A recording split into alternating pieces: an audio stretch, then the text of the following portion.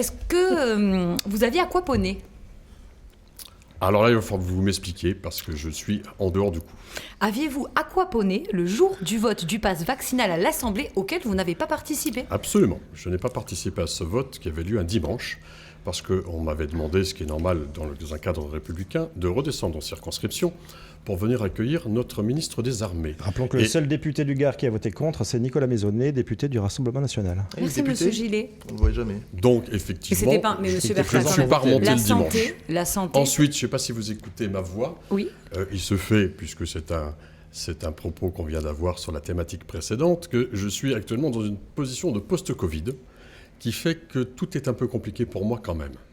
Voilà. Donc, Au niveau de votre santé ? Au niveau de ma santé. J'ai le droit aussi d'avoir des soucis de santé et je ne vais rien vous cacher. Vous pourriez plutôt me faire la réflexion, mais qu'est-ce que vous faites à Nîmes un mardi ? Ça aurait été une question intéressante à poser parce que je réalisais que d'habitude, vous êtes à c'est le premier mardi, je C'est crois, depuis le début de la mandature où je suis nîmois. Je suis effectivement là, je vais vous dire les choses. Elles sont de l'ordre du privé parce que demain, j'attaque effectivement un check-up et je vais faire un petit bilan de santé. J'ai le droit aussi. Allez, on avance. Du coup, on s'était quand même posé la question de ce pourquoi vous n'étiez pas à l'Assemblée et on s'est demandé, est-ce qu'il n'y a pas certains députés qui craignent d'avoir des représailles de la part des antivax ? On l'a vu dernièrement à Perpignan avec le député Romain Gros. Est-ce que vous sentez que la société est peut-être de plus en plus violente à l'endroit des députés ? Et vous avez été d'ailleurs vous-même menacé également. Alors, c'est pas à l'endroit des députés, c'est à l'endroit des politiques. On a aussi beaucoup de maires, on en a même qui sont morts, hein, si on se souvient dans le Var, par exemple. Donc, effectivement, le mandat d'élu aujourd'hui pose question parce que certains individus ne nous reconnaissent plus, sont totalement en dehors du champ démocratique, c'est-à-dire la notion de démocratie représentative que nous représentons. Nous avons été élus par le peuple. Aujourd'hui, pour ces individus-là, ça n'a vraiment plus aucune signification. Mais c'est donc depuis oui, quand très sincèrement, je ne vais rien vous cacher. On n'est pas tranquille, on ne vit pas tranquillement. En tant que député, vous ne vivez pas tranquillement. vous savez, on est censé quand même être à Paris. Moi, je suis beaucoup pas à Paris parce que je considère que le mandat qui m'a été donné est un mandat parisien avant toute chose, puisque le député, il est à Paris. Ça, c'est l'une de vos particularités, bien sûr. En effet. Et donc, à partir de là, derrière vous, vous laissez une famille, la semaine, qui, elle, n'est pas tranquille. Quand ma belle-fille m'appelle, il y a 15 jours, Philippe, il y a un individu bizarre qui est garé devant la maison. Vous voyez, on est dans cette résurgence-là. Quand on me fait dire par les services préfectoraux, est-ce qu'il vous serait possible de ne plus descendre en ville le samedi après-midi ? C'est quand même ma liberté individuelle. Et on en arrive là, dans la démocratie française. Juste une précision, parce que le temps c'est vrai, nous est compté. C'est depuis 2017 où il y a eu un véritable tournant avec la crise sanitaire ? Alors, je pense que le tournant a été un petit peu pris au moment des Gilets jaunes et qui s'est largement amplifié, effectivement, avec la vaccination, puisqu'on retrouve certains des Gilets jaunes, puis après on les a retrouvés anti-vax, on les a retrouvés anti-pass sanitaire, on les retrouve pour de moins en moins nombreux. D'accord. Alors ensuite, contre le pass vaccinal. Donc demain, ils seront contre autre chose. C'est un petit peu compliqué. Mais la société se tend bien cette sûr, violence se ressent à l'endroit des députés qui sont les représentants de la nation. Une question plus détendue. Une question pour savoir si vous avez mis votre CV à jour. Parce qu'on ne sait pas si après le mois de juin, avec une campagne des législatives qui s'annonce compliquée, vous allez continuer à l'Assemblée nationale. Vous allez me poser la question à chaque fois. Je m'en doutais un peu, à vrai dire. Alors, je n'ai pas préparé plus de réponses que d'habitude. En tout cas, vous avez un concurrent qui est sur le terrain et qui... Déjà, dans un premier temps, moi, je vais vous retourner la question. Est-ce que vous connaissez le nom des candidats présidentiels ? Si vous pouvez me les donner, ça ferait gagner du temps à tout le monde. Moi, personnellement, connaît tous les candidats présidentiels, sauf un, Emmanuel Macron, mais il est déjà en campagne. Quasi-candidat. Mais la réponse est non, vous ne les connaissez pas. Parce que vous ne savez pas qui, justement, franchira le seuil des 500 parrainages pour pouvoir se présenter. Donc, vous ne les connaissez pas plus que moi. Est-ce que vous avez pris votre décision ? Vous n'allez peut-être pas nous le dire ce soir, nous on aimerait bien, mais est-ce que vous, à titre personnel, vous l'avez prise déjà ? Oui, mais il y a très longtemps. Il y a très très très très longtemps ? Il y a très très très très longtemps. Donc depuis c'était il y la a crise 5 ans ? sanitaire. Ah non, mais je ne dirais rien Donc plus. c'est qu'un mandat pas plus, parce que c'est ce que je vous aviez dit plus. quand vous avez Il y a été très très très longtemps. Non, c'est pas aussi vieux que ça quand même, mais c'est bien depuis 2-3 ans, oui. Bien sûr, j'ai pris ma décision depuis 2-3 ans. Bon, en tout cas, vous, on l'a compris, on vous fait le reproche que vous n'êtes pas suffisamment sur le terrain, à la rencontre des administrés, parce que vous les représentez quand même, vous représentez la 6e circonscription du Gard à l'Assemblée nationale. Et Abdel l'a dit tout à l'heure, vous avez un concurrent qui prend de l'ampleur, François Courdit, qui est adjoint à la ville de Nîmes, qui est tout le temps sur le terrain. Si d'aventure vous êtes candidat ou que quelqu'un vous remplace pour être candidat, elle s'annonce très compliquée, cette campagne.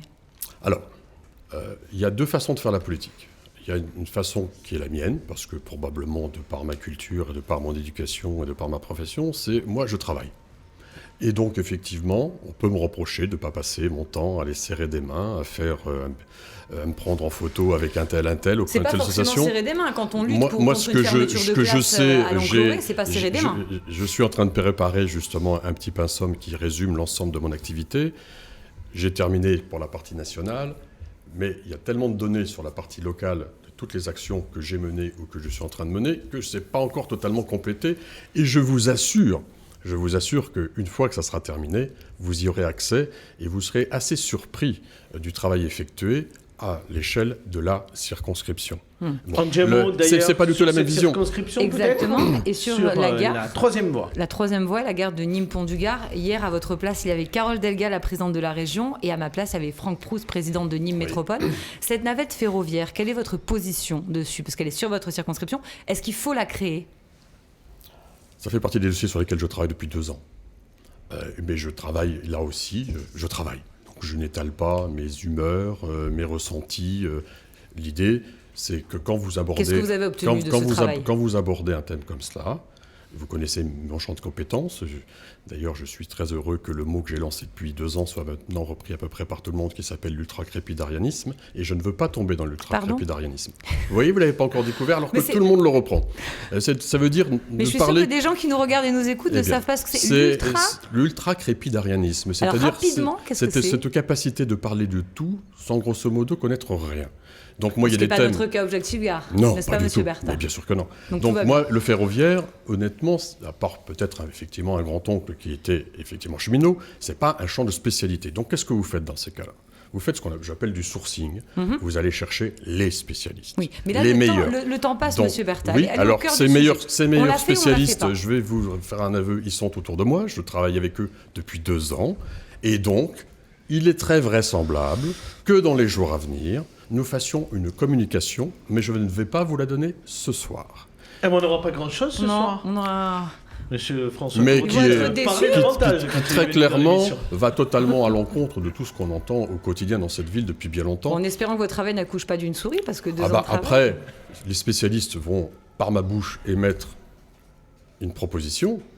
Les responsables, que ce soit l'État et que ce soit a fortiori la région puis l'agglo, s'en empareront ou pas. Il me semble que la proposition que nous faisons, d'abord, elle a le mérite de l'économie, et ensuite, elle a le mérite d'être vraiment d'intérêt général, bien au-delà de ce qui est proposé à ce jour. Allez, on va donner la parole à Johan pour qu'il puisse vous poser sa question. Oui, monsieur le député, alors que le pouvoir d'achat est un problème réel en France et que les Français ont du mal à finir les fins de mois, que le prix du carburant est fait de 60% de taxes, et alors que Marine Le Pen réclame depuis de nombreux mois une baisse de la TVA de 20 à 5,5 pour faire économiser aux Français concrètement de l'argent, 9 € par plein en moyenne, avec le plus grand mépris qu'on lui connaît, le gouvernement annonce ce soir une simple rehausse de 10% du barème kilométrique.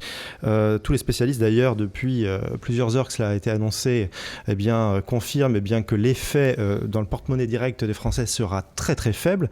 Voilà. Pourquoi le gouvernement continue-t-il encore à se foutre de ce que ressentent les Français et de leur fin de mois difficile ? Se foutre, je ne reprends pas ce terme, je le trouve un petit peu malvenu. Oui, on a une hausse sans précédent des matières premières et des carburants, c'est-à-dire de tout ce qui est énergétique. C'est vrai, et c'est vrai partout. On voit des taux d'inflation absolument hallucinants dans tous les pays voisins. On a réussi pour l'instant à limiter la casse en France. C'est certainement pas suffisant. Parlez-en aux Français qui utilisent la voiture tous les jours. Oui, bien sûr, mais justement, c'est ceux-là qui vont être ciblés, me semble-t-il, par les annonces de Bruno Le Maire de ce jour. J'ai écouté les questions au gouvernement tout en n'y étant pas peut-être pour la première fois. Non, il y a qu'un malheur, c'est que beaucoup de gens concernés ne payent pas l'impôt. Pour le coup, ils ne seront pas concernés par cette réduction d'impôt. C'est pas du tout sur ce critère-là. C'est sur le critère justement des gens qui sont qui font une déclaration effectivement de leurs frais et qui sont aux frais réels, qui a priori sont ceux effectivement qui circulent le plus et qui ont l'utilisation de leur véhicule au quotidien. Certains qui ne payent pas l'impôt, donc ils ne verront pas le bénéfice de cette mesure. J'ai été dans ce cas-là à une époque. Si c'est un crédit d'impôt, s'ils n'en payent pas, ils ont quand même un chèque. C'est pas un crédit d'impôt. D'abord, il y a eu un chèque qui a été donné effectivement pour débuter pour les plus faibles. Il y a eu un chèque aujourd'hui, de 100 c'est pas suffisant. pour lancer la campagne électorale de le gouvernement est en train Macron. d'évaluer tous ceux qui ont besoin d'un recours pour des raisons d'activité professionnelle de leur automobile. Mais monsieur le député, concrètement, est-ce que oui ou non, 60% du prix du carburant à la pompe, ce sont des taxes ? Baisser la TVA, ça servira à rien à part faire baisser les recettes de l'État. Mais ça fera baisser et ça fera économiser aux Français. Macron, mais attendez, moi je suis à la base pour niveau énergie, à la France Insoumise, on propose de taxer. Non, on propose de taxer les profiteurs de crise qui sont grandement enrichis en dividendes pendant notamment la crise sanitaire. Mais là tout de suite, maintenant tout de suite là. Taxer. Pendant cette crise maintenant, pour que les Français récupèrent de l'argent. Comment on fait ? Taxer. Mais non. Taxer les profiteurs de crise et pas baisser les recettes. Parce que baisser les recettes de l'État, ça veut dire moins de services publics. Je ne parle pas d'enrichir l'État. Là, vous parlez d'enrichir l'État. Moi, je vous parle que les Français récupèrent de l'argent. Le député Bertha, il vous a répondu ou pas, Johan ? Ou pas. Comme à vos questions, il n'a pas répondu. On va laisser Nicolas poser sa question à monsieur le député. Moi, j'ai une question un peu plus thématique parce que tout à l'heure, il y avait un invité et vous avez débattu des vaccins. Simplement, je voulais vous poser cette question-là parce que la France Insoumise, nous le défendons, tout comme certains à l'OMS. Pourquoi est-ce que la majorité présidentielle s'est prononcée contre la levée des brevets sur les vaccins ? Nous considérons que lever les brevets sur les vaccins permettrait de mieux couvrir la population de ces vaccins-là, précisément parce qu'on pense que, comme la couverture vaccinale est insuffisante à l'échelle mondiale, cela facilite l'émergence de variants qui peuvent rendre la vaccination actuelle inopérante ou du moins beaucoup moins efficace. Ça, c'est votre marotte, c'est la marotte de Nicolas. Oui, parce que j'attends toujours une réponse. Pourquoi, si ce n'est pour enrichir peut-être les lobbies pharmaceutiques, pourquoi est-ce qu'on s'est refusé ? À une époque, en France, c'était interdit de poser un brevet sur un vaccin dans les années 50. C'était interdit. C'était inconcevable parce qu'on considérait que c'était un bien commun. Alors je demande pourquoi est-ce que la majorité présidentielle s'est prononcée contre la levée des brevets sur les vaccins ? Je pense que la question, c'est pas de savoir si on est pour ou contre la levée des brevets. C'est de savoir la faisabilité de lever des brevets. Vous aurez noté comme moi, et bien sûr, je suis le premier à m'en lamenter. C'est pour ça que je travaille depuis plusieurs années sur la filière du médicament, qu'il n'y a pas de vaccin français. Donc moi je veux bien que vous alliez voir M. Pfizer, M. Moderna, M. AstraZeneca, M. GSK ou autres en leur disant il va falloir changer votre comportement. Je pense que ils vont probablement même pas vous recevoir, donc c'est pas une décision qui peut venir comme ça. C'est peut-être une question géopolitique. Emmanuel Macron s'est prononcé d'emblée contre. Le problème, c'est qu'il sait très bien qu'il n'aura pas l'écoute d'un Biden. Pourtant, l'Union européenne s'est prononcée pour. Si l'Union européenne fait pression, elle a fait pression. Ou de notre Premier ministre anglais du moment. Donc la question, c'est arrêtons de vendre comme cela des choses dont nous n'avons absolument pas la maîtrise. Moi, j'entends bien parce que je sais très bien, cette fois-ci en tant que scientifique, j'y reviens, que la solution, on a déjà eu cette discussion ici même, ne viendra que par la vaccination de l'ensemble de la population du globe. Et donc, il faudra y arriver. On doit être aujourd'hui, je pense qu'on a dû passer 3 milliards, on est encore loin de l'objectif. Ce que vous essayez de nous expliquer, c'est que ça aurait été plus facile, par exemple, si ça avait été un vaccin de l'Institut Pasteur ? Ça, c'est sans commune mesure. L'Institut Pasteur est payé en partie par l'État et en partie par des dons. Donc là, vous avez la mainmise. Là, vous avez la mainmise sur quoi ? On se demande du coup pourquoi est-ce que l'état de la recherche en France américaine est aussi mauvaise ? Je peux vous répondre. Alors qu'elle est inondée d'argent public. Alors ça, je peux vous répondre. Le budget de la recherche de ce pays de 2011 à 2018, donc ça met en cause bien sûr les républicains d'aujourd'hui, mais aussi les socialistes, a été baissé de 30%. Oui, donc voilà l'état des lieux qui a été trouvé. Donc aujourd'hui, nous avons engagé bien sûr une manip de rattrapage qui s'appelle la loi de programmation pluriannuelle sur les 10 ans, qui va injecter 25 milliards sur la recherche française dans les 10 ans. Je vais vous faire un aveu. Il faudra aller beaucoup plus loin. Bien sûr. Mon combat est d'aller beaucoup plus loin. Mais en tout cas, ça va permettre d'inverser la vapeur et d'essayer de repartir parce que je pense que cette crise aura permis de faire comprendre à tout le monde qu'un pays comme le nôtre ne pourra se développer et continuer à être parmi les pays riches qu'en ayant une recherche conséquente, parce que de la recherche découle l'innovation. Merci beaucoup, Monsieur Bertha, d'avoir répondu à l'ensemble de nos questions.